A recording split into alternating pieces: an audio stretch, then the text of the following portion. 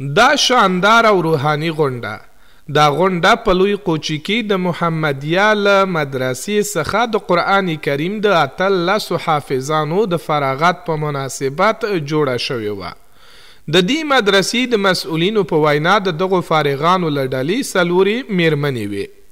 الحمدلله ثم الحمدلله به مدت 3-4 سال به تعداد 14 تن از حفاظ کرام و 4 تن از حافظات را فارغ دادیم.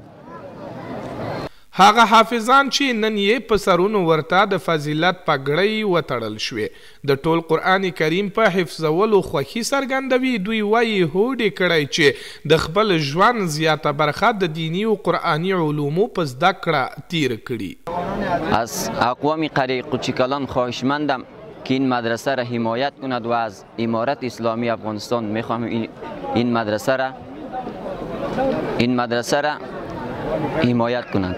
امارت اسلامی مدارس تعلیمات دینی را باید فراهم بکند، برای ما آسان بکند تا اینکه جوانان ما به طریقه درست تا بتانند که علم قرآنی و علم تعلیم قرآن و تعلیمی که از تعلیم ترجمه و تفسیر قرآن را تعلیم بگیرند.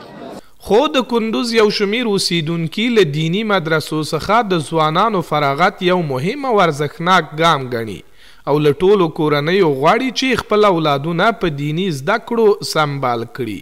حکومت باید خاطر ما نوی همکاری بکنن، یک همکاری خاصی بکنن که به خاطر از اینکه مدرسه تا هنوز کس توجه نکرده.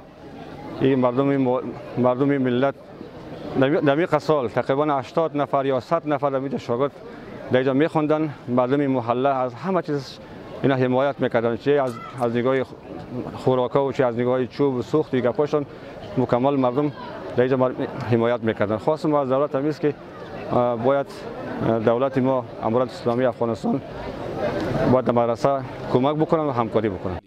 دا په داسې حال کې ده چې سږکال په کندوز کې له دینی مدرسو څخه په سلګونه ځوانان د دینی او قرآني علومو له زده کړو وروسته فارغ او د خدمت په توګه ټولنې ته وړاندې شول.